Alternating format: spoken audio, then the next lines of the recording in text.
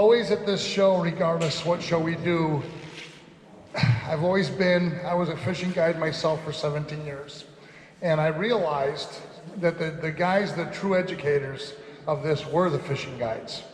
And, you know, there's a lot of guys in the marketplace that you hear of that are involved with magazines or television shows or whatever, and that's fine, but the guides truly are the ones that, you know, that have the knowledge to help you catch more fish. This is a little bit different. We've got a 12-year-old kid sitting up here, but I'm gonna tell you something. This 12-year-old kid is a little animal. I can't wait to see where he's at when he's 25. Because you see, I had just had him fishing with me here a couple days down in Florida. And I was just really wondering, I always knew that he could throw a musky bait. I'm sure some of you that watch, you know, YouTube have seen him, you know, throw musky baits. It's kind of funny to watch an 8-foot, you know, a little kid like this toss around an 8.5-foot musky rod, but he does it. But I'm gonna tell you something, we went bass fishing, and he handled that bass rod better than most 35-year-old men. This kid could play it flat, put him on it. He knew exactly what he was doing, and I'd take him any day as a tournament partner on the water. The kid's that good, it really is. And what's amazing to watch him is, where this all started was I watched him, and I was watching him fish like a 30-year-old through a 12-year-old's eyes. Or just, here's a 12-year-old, but yet he's like 30 years old. So it'll be really interesting, his perception, his ideas that he's going to convey to you. And the fact of it is, the kid has 3 30-pounders this year. I don't know of too many adults that had 1 30-pounder this year. And let me tell you something, it's been said that, well, his dad's a fishing guide. No. This kid, he runs the boat. His dad gets the back. And his dad, and the coolest thing about all of this, you as parents, I see some kids here. I'm so impressed with Jason because Jason and his wife Connie let him make mistakes. They let him do things and experience things, you know, things so that he can make his own mistakes in life. He doesn't go and they don't hook a fish and then hand the rod to him. He does it. He does it on his own. And I'm gonna tell you, everything he does, he's very successful at, from musky fishing to wrestling.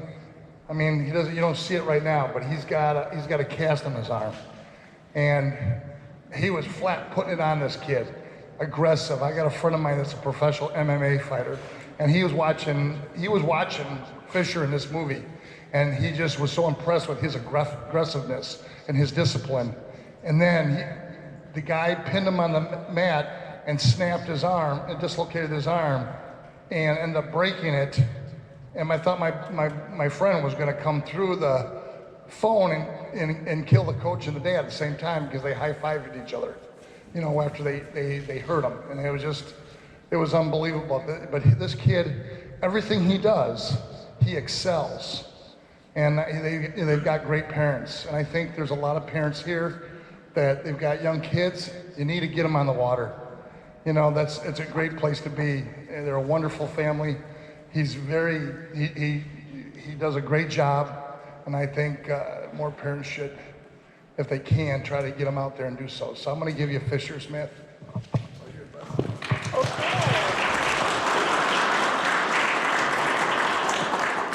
So today, we're gonna be talking about patterns and presentations for big muskies. Any of you caught any big muskies out here? Raise your hand. How big is big? How big? How big is big? How big is big? I don't know.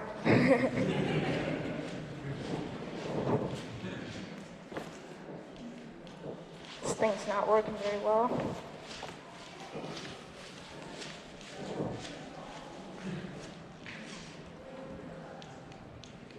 Sorry about that. It's not working.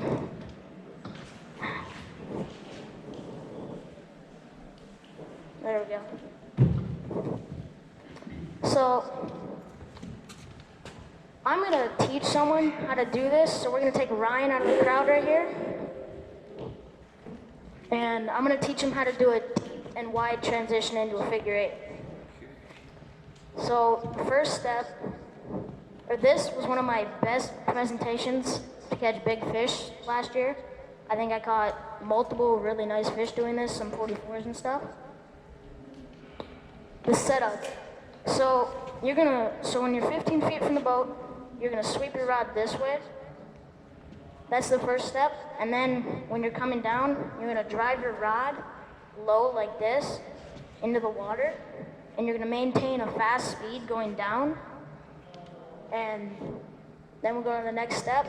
And then what you're gonna do is you put that all together, and you're gonna hang it on that corner.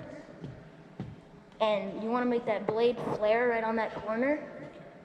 And the fish will eat it right there. If they're following it, they're gonna eat it right there. That's the spot where they like it. And when the fish is coming around, when they come like that, they eat it. The fish have so much momentum moving that way that you're just gonna have to set right back into them, and the hooks will go perfectly in the corner of their mouth. When you're coming around the corner, push your thumb on the spool like this. So when they're coming, and then you figure it like that, you set the hook, and you don't have to use your drag. You can let them thumb out a little bit, and then when they get out a little bit, you can loosen your drag and do that. You also gotta expect one to be there every time, so don't be like talking to your buddy. Make sure you're paying attention to your figure eight.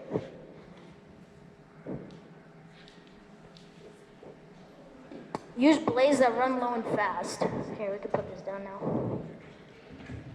Oh my gosh, what is this doing?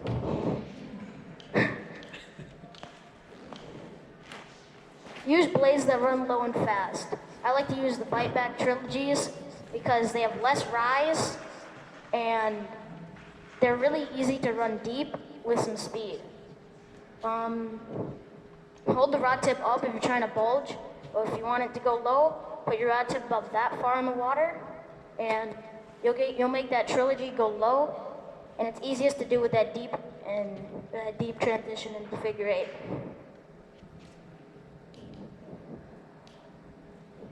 Example of a run low and real fast muskie. This fish, I was casting, got about midway, my rod tip was in the water. I got smashed, set the hook, fighting them all the way in the boat. I had to use my thumb.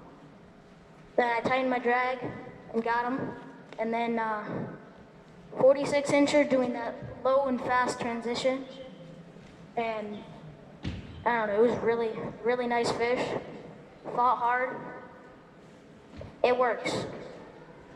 You gotta use stuff that works.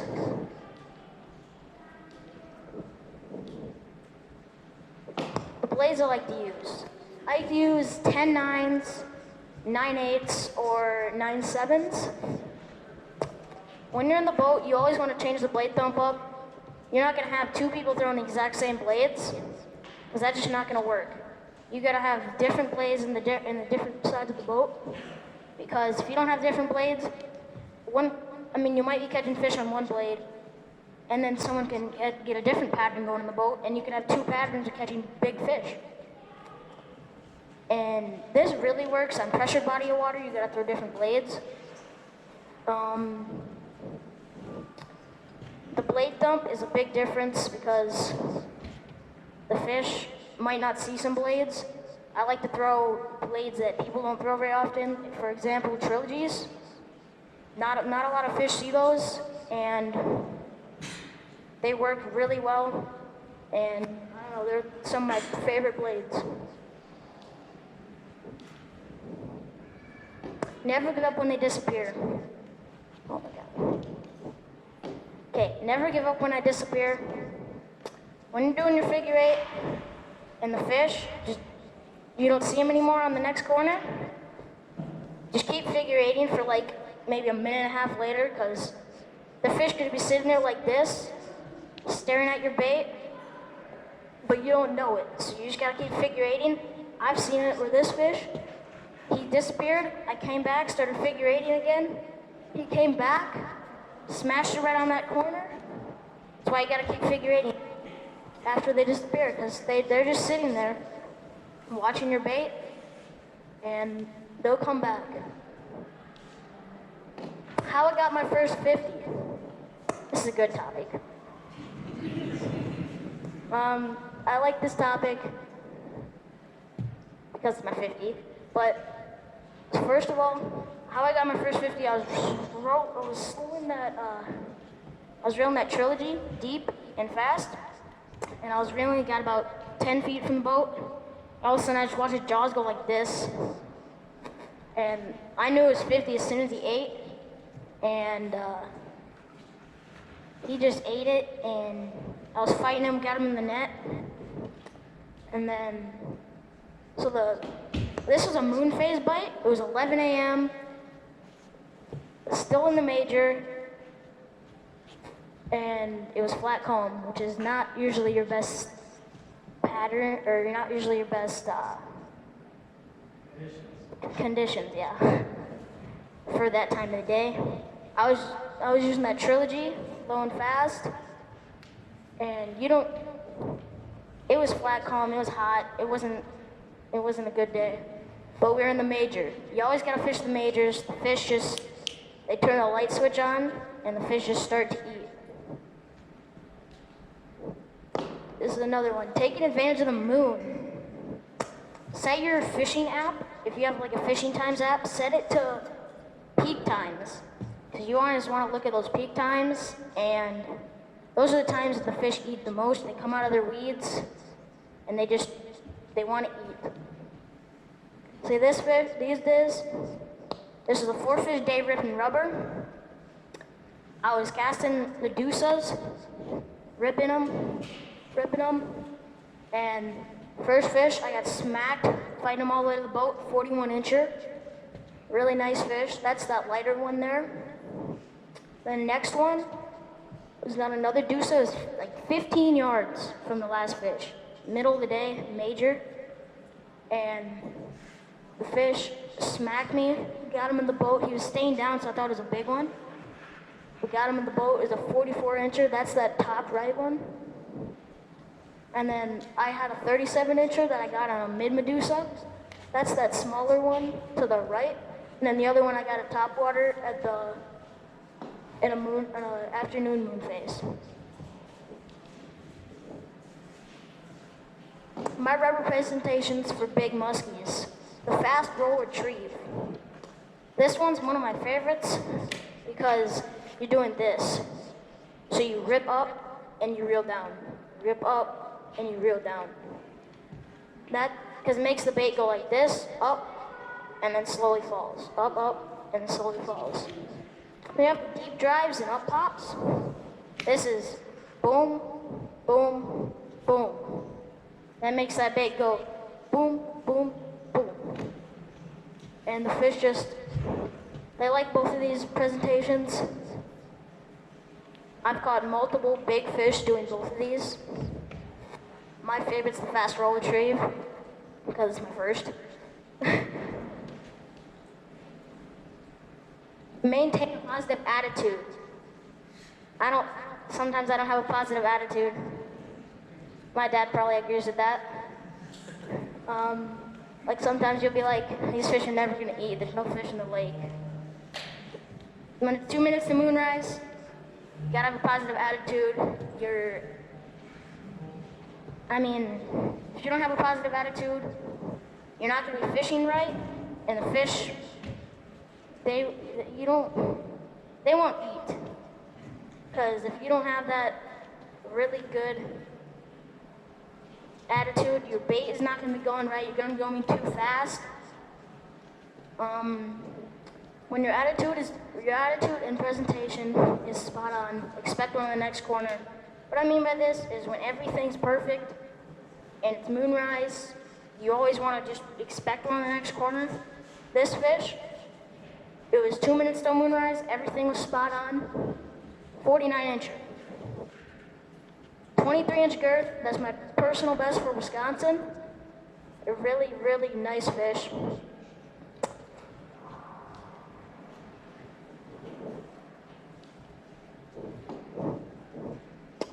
Rods I prefer for rubber presentations.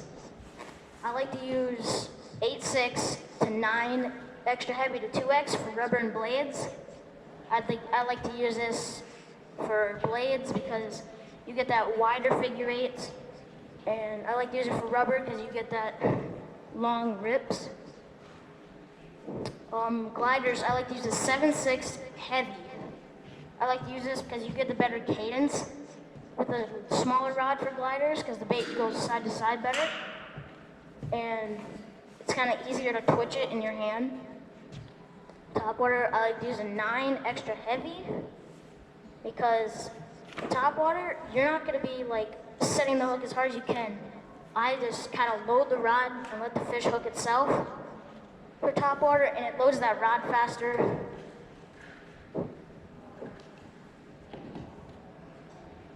Dive and rise. I like to use an 8/6 or 9 extra heavy for this. I like to use the long rods because you get the longer pulls for long sweeps, and you get that wider corners for the death pause. Death pause is a key thing for ripping jerk baits and stuff.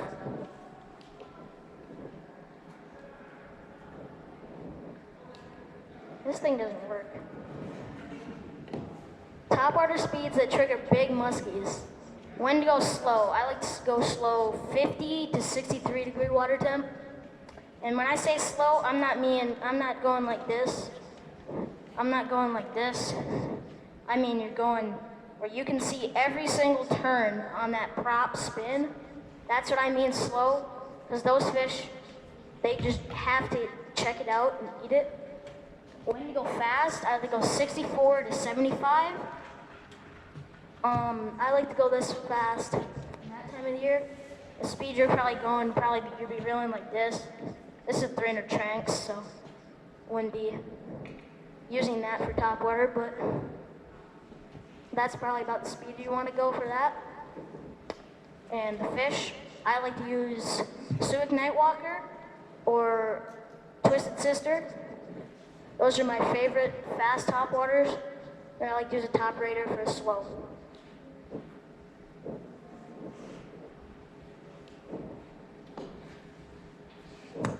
Use toppers on the slow crawl 55 to 65 degrees.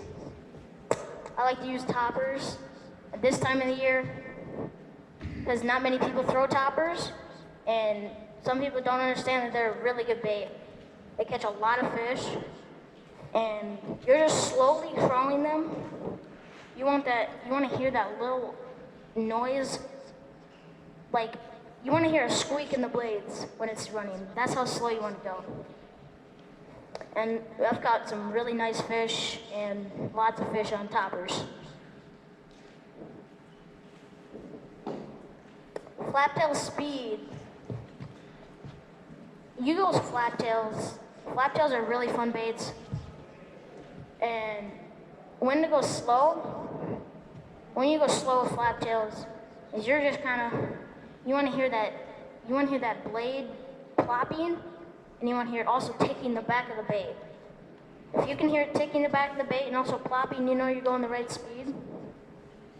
If you're not going slow and someone else in your boat's maybe catching fish, Lee was catching fish on the flaptail and he was going slower than me and he was catching fish, so I went down a little slower and I caught a fish.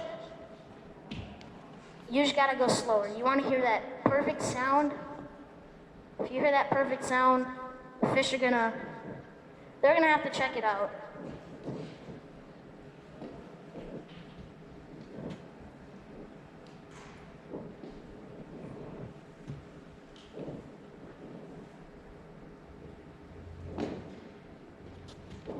Do I have to turn this?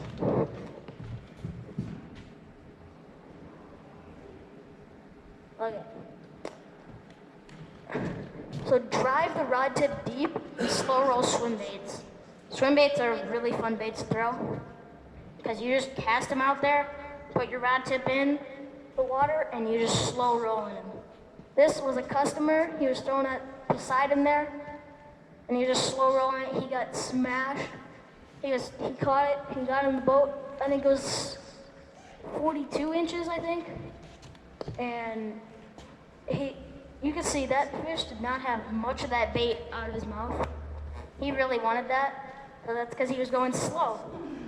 You're not gonna be reeling them super fast unless you're going over top of some weeds or something, but otherwise you're not gonna be going fast with swim baits. When lakes ice up, try fall river presentations. Cast in the river holes or bends. I like casting those river holes because that's where the fish will sit in that time of the year.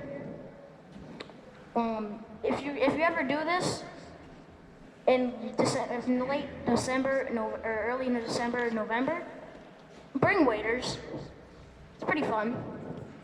You might get a little cold, but do it. There's very small windows or majors that time of the year, so you always gotta hit it spot on. You wanna be right there at the right time. Baits I slow roll swim baits. I use this fish. He came out and crushed a small swim bait. There was that bait was stuck in his mouth. I'll use a jig and plastic. And I also use very neutral glide baits. Glide baits I like to use for this are little narcoms, 6 inches, or the mini tap dancers by Chaos. Mini tap dancers and narcoms both work really nice. You barely tap them and they go boom, boom. Really, those are my favorite glide baits for that time of the year.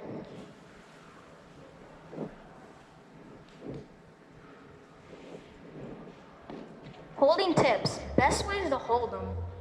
So my best ways to hold them is, first of all, stay low in the boat. So if you drop them, say I drop a fish off the stage, he's not gonna be in good shape. If I was sitting down on the stage and dropped him, he would be perfect. He wouldn't get hurt that much. Hide your fingers and have the cameraman fill the frame. Also, you want to have that jaw grip on. We'll see the jaw grip in the next slide. See, I had that jaw grip right there. That was a 48-inch I was pulling out of the net. I had the tight jaw grip. And that fish wasn't going anywhere because I had that grip as tight as I could. And you have better control with this.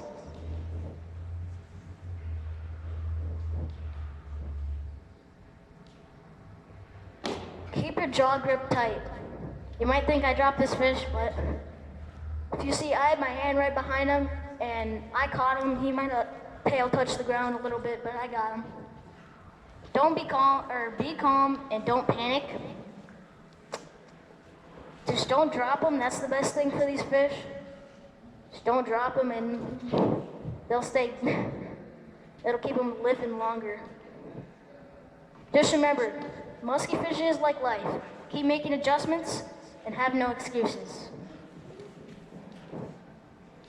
Any questions? Yes. What's your biggest? My biggest is 50 and a half. Anyone else? You right there. I got 2 questions. Okay.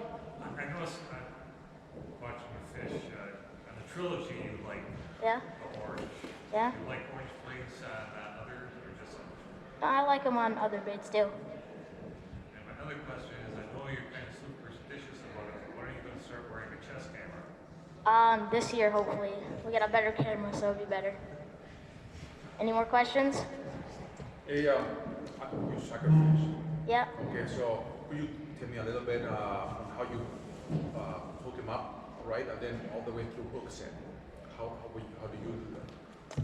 Well, I don't hook them up because I'm scared of dropping them. What about hook set? I mean, how long do you wait, or you wait direction? Or Usually, if we can pull up and it doesn't pull out of his mouth when you're pulling up a little, you give him a little bit of pressure and it doesn't pull out. Usually, we'll wait till he starts swimming away and then set back into him. Okay. How many misses ratio do you have from missing to? I think I might have missed like 1 fish last year on suckers. Right. Very good. Any more questions? Anybody?